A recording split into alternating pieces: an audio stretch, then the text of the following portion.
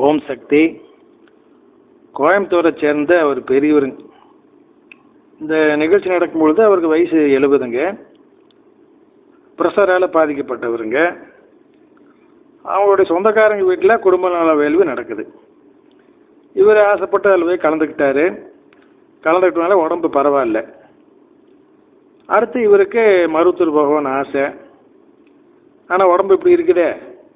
ஆனால் அம்மாவுக்கு வந்து அனுமதி கேட்கணும்னு சொல்லி லெட்டர் போடுறாரு. அம்மாவுக்கு குரு பகவானுக்கு லெட்டர் எழுதுறாரு. இப்போ வயசான காலத்தில் நான் வரவேன்னு ஆசைப்படுறேன், நீங்கள் என்னை அனுமதிக்கணும். நீங்கள் அனுமதி கொடுத்தா தான் என்னால் வந்து உங்களை தரிசனம் பண்ணிட்டு வர முடியும். என்ன உடல்நிலை அப்படி இருக்குது அப்படின்னு வேண்டி எழுதுறார்.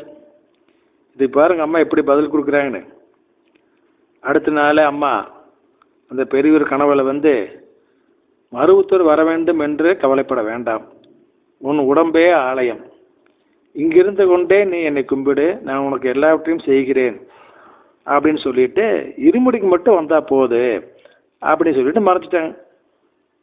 இவர் அதே மாதிரிங்க அடுத்து வர்ற இருமுடி சமயத்தில் இருமுடி எடுத்துட்டு மருவத்தூர் போறாருங்க. இருமுடி செலுத்தியாச்சு. அடுத்தது ஈரத்தோட அங்கப்பிரச்சனை பண்றாரு. அங்கப்பிரச்சனை பண்ணி முடிச்சுட்டு ஒரு ஓரமாக கோர போறாரு. அப்போ ஒரு பெண் வர்றாங்க. அவங்களுக்கு வயசு ஒரு 35-40 இருக்கு. வந்து இந்த பெரியவரை கும்பிட்டு, ஐயா உங்ககிட்ட பேசணும். என்னம்மா? உங்களை அம்மா என்னுடைய கனவில் காண்பித்து ஒரு விஷயம் சொன்னாங்க. என்ன அப்படின்னாங்க, என் மகனுக்கு, அவனுக்கு 12 வயசு ஆகுதுங்க, ஆஸ்துமாவால் ரொம்ப அவதிப்படுறானுங்க. நானும் அவன் உடம்பு குணமாகணுங்கிறதுக்காக நான் மருவத்தூர் வாரம் வந்துட்டு இருக்கிறேன். ஆனால் இன்னும் குணமாகலைங்க. இந்த நிலை அம்மா அவர்கள் என்னுடைய கனவில் வந்து உங்களை காண்பித்து, இந்த பெரியவர், இந்த பக்தன் இத்தனாம் தேதி இத்தனை மணிக்கு மருவத்தூர் வருவா இருமுடி ஓட்டுக்கிட்டு, அவன் உருவலம் பண்ணி முடிச்சுட்டு எந்திரிப்பான். அவன் இடுப்பில் இருக்கிற அந்த ஈர இடுப்பு வேட்டியை வாங்கி உன் பையனுக்கு கட்டி விட்டு ஊர்வலம் பண்ணு, வியாதி குணமாயிருன்னு அம்மாவுக்கு சொன்னாங்க. அந்த அடிப்படையில் இங்க வேட்டி கொடுக்குறீங்களா சக்தி அப்படின்னு அந்த அம்மா கேட்குறாங்க. இந்த பெரியவன் சந்தோஷமா வேட்டி அவுத்து கொடுத்துட்டார். அந்த பெண்ணும் வாங்கி தான் மகனுக்கு கட்டி விட்டு ஊர்வலம் பண்ண வச்சுதுங்க. அப்புறம் அவங்க பாட்டுக்கு போயிட்டாங்க. அவங்க சந்திக்கல. மறுபடி ஒரு 5-6 மாதம் கழிச்சு கோயம்புத்தூருக்கு ஏதோ ஒரு சொந்தக்காரங்க விசேஷத்துக்காக அந்த பெண் வந்திருக்கிறாங்க. அங்கே பக்கத்தில் மன்றம்னு, அதில் ஒரு ஆண்டு விழா.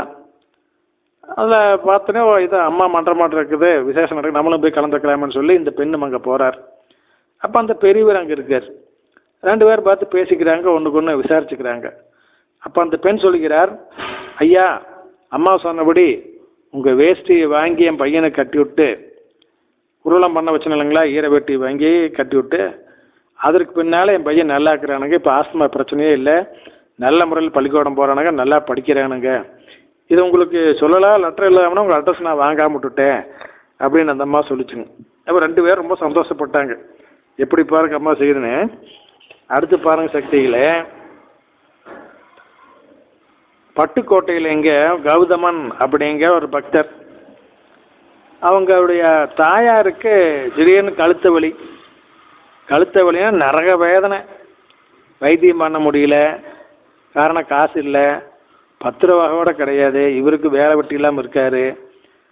ஆனால் அம்மாவுடைய தீவிர பக்தர் என்ன பண்ணாருங்கன்னா, அம்மா படத்து முன்னால் அவங்க தாயார் உட்கார வச்சு இவர் செபாரியை கட்டிக்கிட்டு அம்மா மூலமந்திரம் சொல்லி அம்மாவுடைய கவசத்தை 7 தடவை படித்தாருங்க டெய்லி. அந்த மாதிரி படிக்குங்காட்டி 22வது நாள் அவங்க தாயாருக்கு கழுத்து வலி முற்றிலும் குணமாகி விட்டது.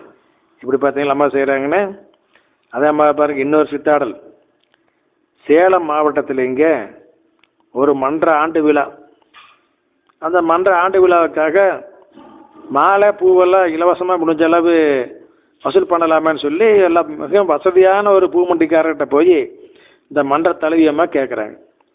ஆனால் அவங்க வந்து அம்மா மேலே சிறிது நம்பிக்கை இல்லை. அதெல்லாம் ரொம்ப அலட்சியமா, இதுக்கெல்லாம் யாரு கொடுப்பா, எல்லாம் தர முடியாது போங்க அப்படின்னு நாயை விரட்டி விட்டுறாங்க. சரின்னு தலைவியம்மா திரும்பி வந்துடுறாங்க அவங்க கூட்டிகிட்டு போன தொண்டர்களோட. என்னாச்சுங்க அன்று இரவு அந்த பூமண்டிக்கார பெண்ணுக்கு கனவு. அந்த கனவுல மிகப்பெரிய பிரளயம், வெள்ளம் வந்துருச்சு, எல்லாம் அடிச்சுக்கிட்டு போகுது. இந்த அம்மாவுடைய வீடு, சொத்து பத்து, நகை நட்டு எல்லாம் ஆற்றுல போகுது. அந்த மாதிரி வெள்ளம் வந்துட்டு இருக்கு, கொஞ்ச நேரத்துல எல்லாம் அடிச்சுட்டு போகுது.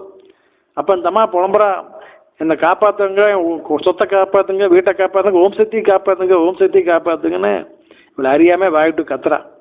அந்த நிலையில இங்க யாரை உதாசீனம் பண்ணி அனுப்பிச்சாலோ அந்த மன்ற தலைவி ரூபத்தில் அம்மா அங்க வந்து வீட்டு முன்னால் நிக்கிறாங்க. நின்ன உடனேயுமே அந்த பிரளய வெள்ளமானது இந்த பூமண்டிக்காரோட வீட்டை தாக்காமல் இரண்டாக பிரிந்து விலகி செல்கிறது. இவருடைய சொத்துக்கு எந்த சேதம் ஏற்படல. அவ்வளவுதான் கனவு முடிஞ்சது.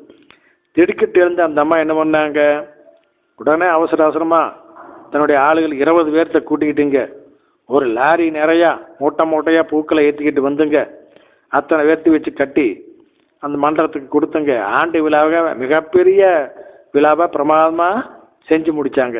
இப்படி பாருங்க அம்மா செய்யறாங்கன்னு. ஓம் சக்தி.